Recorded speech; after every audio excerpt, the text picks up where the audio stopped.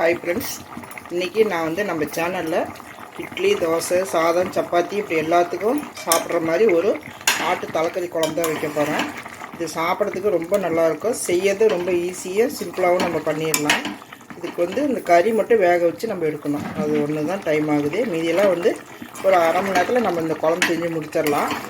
இந்த குழம்பு சிம்பிளாக எப்படி செய்கிறது அப்படின்ட்டு வாங்க வீடியோக்குள்ளே போய் பார்க்கலாம். வீடியோக்குள்ளே போகிறதுக்கு முன்னாடி புதுசாக பார்க்குறவங்களா இருந்தால் நம்ம சேனலை சப்ஸ்கிரைப் பண்ணி வச்சுக்கோங்க. வாங்க எப்படி செய்யுதுன்ட்டு போய் பார்க்கலாம். நான் வந்து ஒரு சின்ன ஆட்டுத்தலை அது வாங்கி நல்லா க்ளீன் பண்ணி கழுவி வச்சுருக்கிறேன். அது வந்து கொஞ்சம் தான் இருக்கும், சின்னதாக தான் இருக்கும். அதுக்கு தாளிக்கிறதுக்கு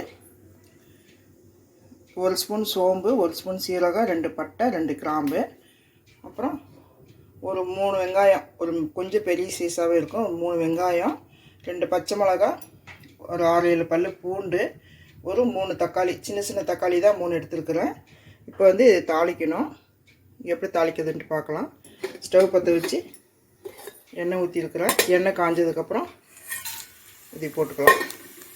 சோம்பு, சீரகம், பட்டை, கிராம்புலாம் போட்டுக்கிட்டு அது கூட இந்த வெங்காயம் போட்டுக்கலாம்.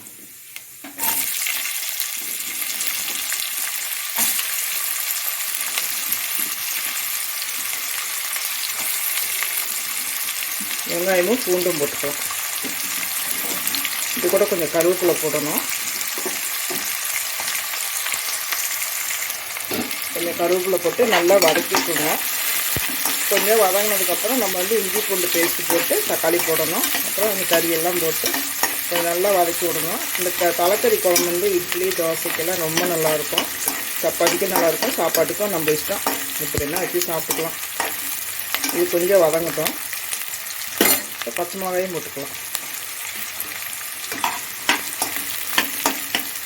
ஒரு செகண்ட் நல்லா வதங்கினதுக்கப்புறம் கொஞ்சம் கலர் மாறினா போதும், ப்ரௌனாலாம் வரணும்லாம் இல்லை. கொஞ்சம் அந்த பச்சை வாசனை போய் கொஞ்சம் வெந்து வந்ததுக்கப்புறம் நம்ம இஞ்சி பூண்டு பேஸ்ட்டு, தக்காளி இதெல்லாம் போட்டுக்கலாம்.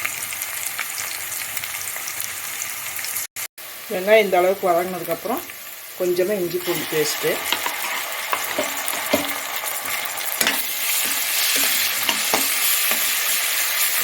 போட்டு நல்லா வதக்கிடணும். 1 ஸ்பூன் போட்டால் போதும். இது கொஞ்சம் எடுக்க முடியலன்ட்டு நான் கொஞ்சம் கொஞ்சமாக போட்டுக்கிறேன். இப்போ நம்ம வந்து தக்காளி போட்டுக்கலாம். தக்காளி வதங்கிறதுக்கு மட்டும் கொஞ்சமாக உப்பு. தக்காளி கொஞ்சம் நல்லா வதங்கினதுக்கப்புறம் நம்ம இந்த கழுவி வச்சுக்கிற கறியை போட்டுக்கலாம். இந்த அளவுக்கு பாருங்கள், தக்காளி நல்லா வதங்கிடுச்சு. இப்படி இருந்தால் பரவாயில்ல. நம்ம வந்து இந்த கறியை போடும்போது மீதியும் நல்லா வதங்கிடும்.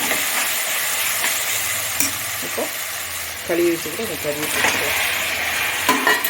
போட்டு நல்லா பரட்டி விடுங்க. ஒரு 3-4 நிமிஷம் அப்படியே வச்சுருங்க. அதுக்கப்புறம் நம்ம மஞ்சத்தூள், மிளகாத்தூள்லாம், தனியாத்தூள்லாம் போட்டு குக்கரில் விசில் விடணும்.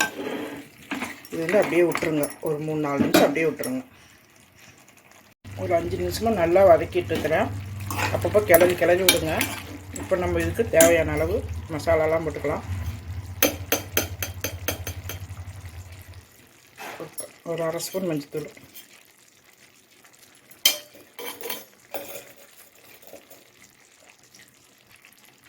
மிளகாத்தூள் ஒரு 1.5 ஸ்பூன் போட்டுக்கோங்க. இது சின்ன ஸ்பூன் தான், 1.5 ஸ்பூன் போட்டுக்கோங்க. எங்களுக்கு காரம் கம்மியாக தான் வேணும். 2 ஸ்பூன் மல்லித்தூள்,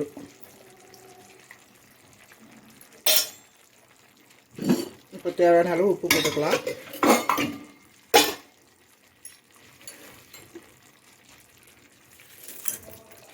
ஃபஸ்ட்டு தக்காளி வதங்கும்போது உப்பு போட்டிருக்கிறோம். அதனால் இப்போ கறிக்கு மட்டும் கொஞ்சமாக போட்டு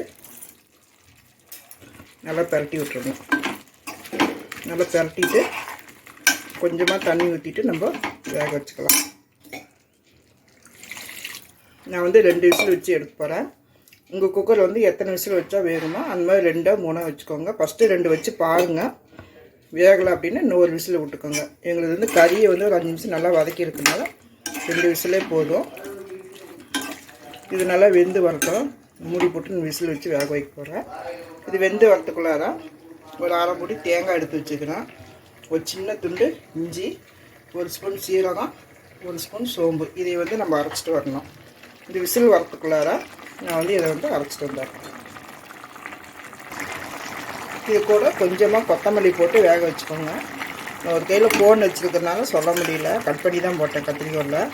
கொஞ்சமாக கொத்தமல்லி போட்டு வேக வச்சுக்கோங்க. நான் மூடி போட்டு 2 விசில் விட்டு திறக்கிறேன். இப்போ வந்து கறி வந்து நான் 2 விசில் வச்சு எடுத்தேன். ஆனால் எனக்கு கறி வேகலை. நான் வந்து மறுபடியும் 2 விசில் வச்சு எடுத்துருக்குறேன். நீங்களே இதே மாதிரி வேகலை அப்படின்னா 2 விசில் வச்சு எடுத்துக்கோங்க. இப்போ கறி நல்லா வெந்துருச்சு. இது வந்து காமிக்கிறேன். கறி பாருங்க நல்லா வெந்துருச்சு. இப்போ வந்து நம்ம வந்து இந்த அரைச்சி வச்சுக்கிற தேங்காயை போட்டுக்கலாம். தேங்காய், இஞ்சி, சோம்பு, சீரகம் அரைச்சி வச்சுக்கிறோம். இதை வந்து நான் வந்து போட்டுறேன். உப்பு காரம்லாம் சரியாக இருக்கான்னு செக் பண்ணிக்கோங்க. உங்களுக்கு காரம் அதிகமாக வேணால் நீங்கள் உங்கள் இஷ்டத்துக்கு எவ்வளோ வேணுமோ அவ்வளோ போட்டுக்கோங்க. உங்களுக்கு காரம் உங்களுக்கு தகுந்த மாதிரி போட்டுக்கோங்க. நான் வந்து எங்களுக்கு தகுந்த மாதிரி போட்டிருக்கிறேன்.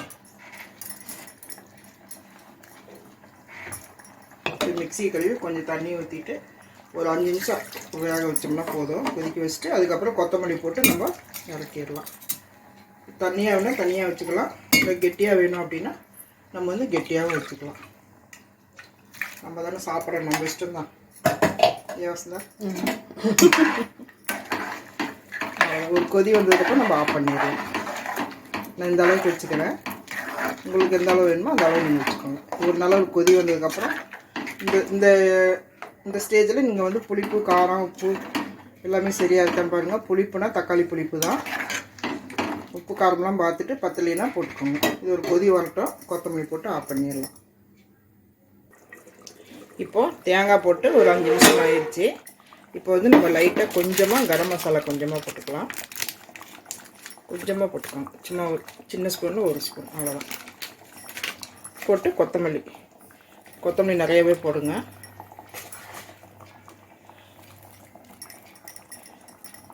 போட்டு நல்லா கலக்கி விட்டுட்டு மூடி வச்சிடணும். நல்லா சூப்பராக நல்லா கமகமான வாசனையாக இருக்குது. அவ்வளோதான், இதை மூடி வச்சிடலாம். அவ்வளோதான், ரெடி ஆயிடுச்சு. நல்லா அருமையான ஒரு தலைக்கறி குழம்பு. ரொம்ப ஈஸியாக ரொம்ப சிம்பிளாக பண்ணிட்டோம். இது வந்து இட்லி, தோசை, சப்பாத்தி, பூரி, நான், இடியாப்பம் இப்படி எதுக்கு வேணாலும் வச்சுக்கலாம். சாப்பாட்டுக்குமே ரொம்ப நல்லாயிருக்கும். நீங்களும் இதே மாதிரி சிம்பிளாக செஞ்சு பாருங்கள். இந்த வீடியோ பிடிச்சிருந்துச்சின்னா லைக் பண்ணுங்கள். உங்கள் ஃப்ரெண்ட்ஸுங்களுக்கு ஷேர் பண்ணுங்கள், கமெண்ட் பண்ணுங்கள். யார் யாருக்கெல்லாம் தலைக்கறி பிடிக்கும் அப்படின்றத கமெண்ட் பண்ணுங்கள். சப்ஸ்கிரைப் பண்ணிவிட்டு அப்படியே பக்கத்தில் இருக்கிற பெல் பட்டனையும் கிளிக் பண்ணுங்கள். சப்ஸ்கிரைப் பண்ணிவிட்டு சப்போர்ட் பண்ணுங்கள் ஃப்ரெண்ட்ஸ். மீண்டும் அடுத்த வீடியோவில் சந்திப்போம். நன்றி, வணக்கம்.